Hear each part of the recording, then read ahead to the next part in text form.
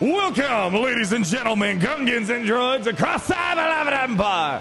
It certainly is great to be in the Empire today. Maybe not so much if you might be of the Jedi affiliation, but I want to welcome each and every one of you guys to our first look at Trilla, aka the second sister, inside of Star Wars Galaxy of Heroes. Today's character review is gonna be a little bit different when it comes to the second sister. Unlike the past quite a few characters where it's a new character being added to an already existing faction, the second sister is the first of the brand new faction, Inquisitors. So it is impossible to have a good opinion right now until the rest of the Inquisitors come to Star Wars Galaxy of Heroes. But what we're gonna do today is focus on the strengths of what she has already, talk about the weaknesses that I think she has right now, and just kind of speculate what I think her ultimate purpose is going to be and what the possible other Inquisitors are going to look like for Galaxy of Heroes. And the one thing I'm liking so far, and I'm glad CG didn't promote it, she hits pretty dang hard, and I think it's only going to get better. So sit back, relax if you're a Jedi and you know it, clap your hands,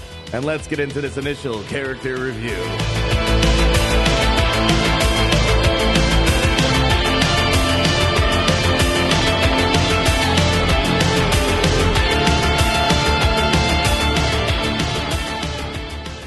Told you that not all mobile games just release expensive several $100 characters. Well, then let me introduce you to our sponsor, Raid Shadow Legends. This month in Raid, there is a huge update which introduces a brand new boss, the Hydra. And if you're brave enough to take out the Hydra, you'll be rewarded with some of the greatest rewards that Raid Shadow Legends has to offer. This month, Raid is releasing a ton of awesome new champions, along with a brand new faction war crypt for one of my favorite factions, the Shadowkins. Use my link or scan the QR code and you'll get some free resources and a mystery champion. But be quick, because these rewards are only available for the next 30 days. So long story short, is the second sister doing anything amazing right now? Not quite, but what I'm liking about this character, before the rest of the Inquisitors arrives in Galaxies, which it is confirmed we are getting more Inquisitors to fill out this team, so she'll make more sense down the road. But right now, there's a few key things that I do quite like about her that I think is going to translate into something bigger down the road for in the next few weeks here. One of the most lucrative things I'm liking about this character are the variety of tags that she possesses: the Empire, the brand new Inquisitors, and the unaligned Force user tag, which is becoming more valuable with recent Lord Vaders as well as Starkiller. And although she doesn't have her full faction right now, you could temporarily use her, for example, with Emperor Palpatine, Lord Vader, Darth Vader. Heck, we've even made Gar Saxon work, for example, but she's not really a critical component to any of these teams, and it's very finicky to get her work outside of her Inquisitorious team. Her kit revolves around a status effect called Purge, a brand new debuff in the game, which right now is a very odd debuff, but nonetheless, it's going to be important for the Inquisitors. So far, there's only two ways to apply the Purge. Her basic applies the Purge guaranteed against the Jedi, however, only a 30% chance on non-Jedi enemies, which isn't really all that high. And the other way to apply Purge is through her leadership ability. If you have the Omicron, she does have a Territory War Omicron, which applies Purge on all enemies for 2 turns and prevents Jedi passive heals, such as Barras, for example. Beyond that, there are no other ways to apply Purge, and I assume, kind of like the Bad Batch and Defense up, over the next few Inquisitorious being added to Galaxy Heroes, Purge is going to make a lot more sense. But if you do have Purge in relation to the second sister, what that practically does is on her second ability, shall I end this? If the target had Purge, she has an additional 100% critical chance and a plus 50% critical damage on the already 150% defense penetration. So it was pretty easy, if all was well and Purge was on the field, to get around the ballpark of 100-some thousand damage. And then of course can't run forever. Depending on how many stacks of Purge was on the enemy, she's going to do additional effects on the enemy, such as stun, removing turn meter, or granting herself critical damage up. And of course her unique abilities feeding her extra critical damage on her, and depending on how many enemies or allies are being defeated, she's going to get an extra 35 speed, 100% defense penetration, and the third enemy or Empire ally is going to give her an additional 50% critical damage. So on paper, she has some of the highest critical damage in the game. She has a pretty decent speed that she's rocking with. She has 186 base speed, which is nothing to turn your head away from. That is definitely one of the top speeds in the game for a non-galactic legend character in Galaxy of Heroes. And with her unique ability, Everyone is Expendable, she can get an extra 35 speed. So she is one fast cookie that puts out a lot of damage. I think what we need to do for the rest of this review is not really batter her that much, because she's not really meant to be this plug-and-play character like Mara Jade, who can kind of filter her way around to a variety of Empire teams. She is very much so the introduction to a brand new faction of the year, and last year we kind of had our first indication of what that kind of looks like. Bad Batch was a completely brand new team. When Hunter came out, I will admit, he was a bit better in terms of the plug-and-play fashion, able to swap Terminator clone troopers, for example. That was fantastic. Of Shaak Ti, Captain Rex, you were able to find a lot of use on him. So although Second Sister was not as good as Hunter as a standalone character, Hunter's ultimate goal in the end was for the Bad Batch, and we don't really see Hunter be used in that plug-and-play fashion that we maybe thought he would have at the beginning. And as we saw with the Bad Batch defense up, when we saw Hunter's lead, it didn't really make a whole lot of sense. But as we started seeing character upon character being added in, and then once we saw Echo, then Wrecker, we started understanding the full picture, and the Bad Batch is one of the best non-legendary teams in the game that can punch up pretty well above their pay grade. So I want to remind you of that, because I think we need to take that lens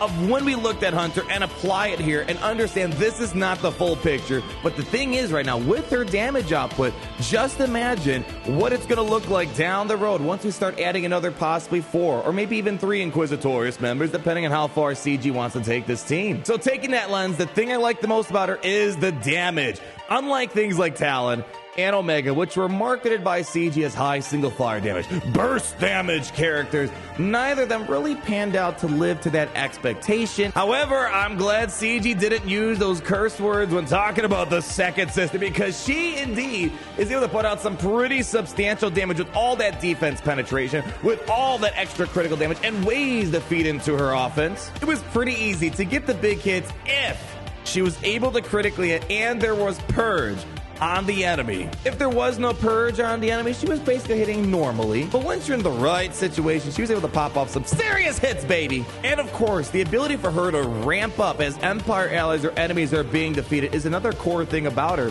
which makes her a threat if she stays on the field a little too long. We have to wait for the rest of the Inquisitors team, but right now it seems like with that damage ramping and waiting for the rest of the Inquisitors, she might be a first priority the takeout, so she's not getting that extra speed, the defense penetration, and the damage on her. But really, that's the only thing I liked about this character. Otherwise, right now, assuming there was no more Inquisitors coming, which we know there are more coming, she wasn't really adding much to any particular team, mainly because the Purge was so difficult to keep on an enemy. If you're going up against a non-Jedi, it was very difficult to get Purge to even apply. It was 30% chance is so dang low. Almost reminds me of the old school kids where you would only have a 10% chance of gaining 10% turn meter. And on top of the difficulty of getting the Purge to apply, unless it's a Jedi enemy, it was very easy to make the Purge go away.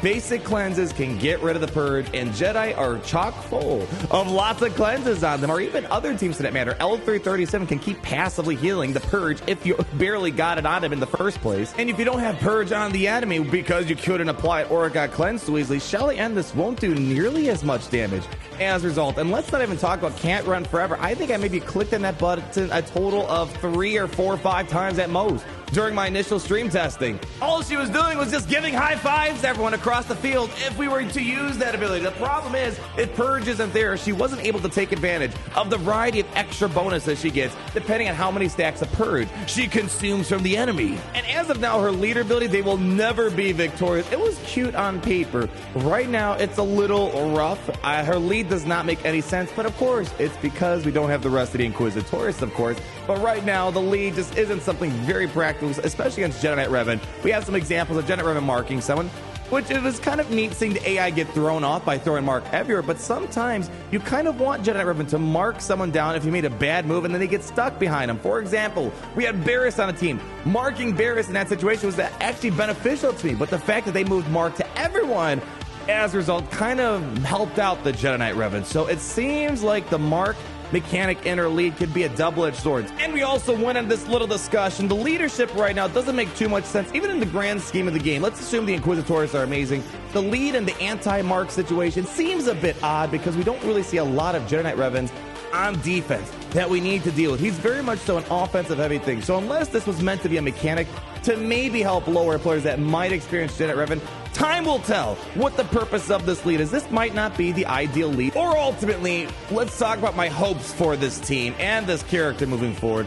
Their ultimate goal might be to work with Lord Vader down the road, and you might not really be using her leadership. Very much like Bo-Katan. Her primary use is making Maul a little bit better, but maybe once in a while you use Bo-Katan in a lead of some sort if you don't have Maul. My hope is that the Inquisitors are going to be the start of making Lord Vader a much more formidable galactic legend. And when Bad Batch first came out and then Kenobi came out, the first best team with Kenobi was Kenobi with the Bad Batch crew. And seeing Lord Vader's really kind of putting together mishmashy things, 2022 might be the year where Lord Vader gets a bit of a boost with a more dedicated team, with that unaligned forces tag being an Imperial as well. Those are two fantastic tags to have under a Lord Vader lead. As of now, Second Sister doesn't seem to be adding too much to the Lord Vader lineup. And the other thing I'm hoping for is with the rest of this team, we find a way to keep the Purge to reappear more, to stay in place longer, make it easier to apply on the enemies, because right now,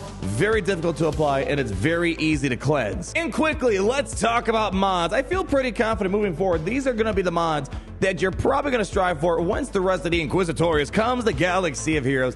My prediction is right now, you can't really go wrong with an offense crit chance set or critical damage with a crit chance set as well. We tested it both ways, and it seemed like before she gets critical damage up through her second special ability, it was able to do a little bit more damage than a critical damage set. However, when she had critical damage up in a similar situation, she was able to do more damage than the offense mod. So right now, you can't go wrong either way. There's a very minor difference, it seems like, between critical damage mods and offense mods in this particular situation with the Second Sister. But without a doubt in my mind, you want to find ways to amplify the offensive boost and especially that high critical damage that she has on her kit. So you really want to make sure you get that offense on the cross, critical damage or offense on the triangle, speed up here, or maybe since she's already a fast character and her unique ability pretty much gives her a free arrow, I could make an argument as well to throw some offense on here. But just look at that number, 272% critical damage, and she's not even at max relics here. Lastly, Zetas and Omicrons, not really much to discuss right now because she doesn't have the full team, so it's really hard to give a final opinion on all this. Is the Omicron worth it? Right now, we don't know what the rest of the team is. I would say hold off right now. But even if we do get the full team, not quite sure what Jedi we're expected to beat with this, because their policy is marquee Omicrons aren't meant to be galactic legends, and really the only Jedi teams we've seen in Grand Arena Defense or perhaps a Territory Wars are mostly Jedi Master Kenobi and maybe occasionally Jedi Master Luke Skywalker. So this might just be something for more lower tier guilds out there. Time will tell what the true purpose of this Omicron is. And the Zeta I'm sure will make a lot more sense down the road. I'm having a hard time imagining how this Zeta will not be great unless the team just pans out to be a dud. I do see this being a critical Zeta for the Inquisitors they have, but right now there's really no need to apply it. It's not doing anything material as of now. Now lately I've been enjoying giving an initial star rating on a character. I'm going to preclude myself from doing so here, mainly because I don't want to give the impression she's going to be a garbage character in the grand scheme of the game, because we don't see her grand scheme just yet. But so moral of the story, there's plenty of room to grow for the Second Sister, and at least the good thing is the speed and damage is something I think the Inquisitors are going to like in the upcoming days here. And on that bombshell, we're going to wrap up today's episode of the Second Sister initial character review, and a heavy emphasis on initial. Nothing too impressive right now, a little bit less viable than a Hunter plug and play, but I think in the grand scheme, she's not meant to be an individual plug and play character that just fits into an existing faction, because the faction doesn't exist quite yet. But hopefully the next few weeks, the Inquisitors will become a more threatening force, and ultimately what I would love to see is Lord Vader become a much more formidable galactic legend in 2022. Leave a like, comment down below, and subscribe so you're not missing a thing. And always remember, it's great to be in the Empire today.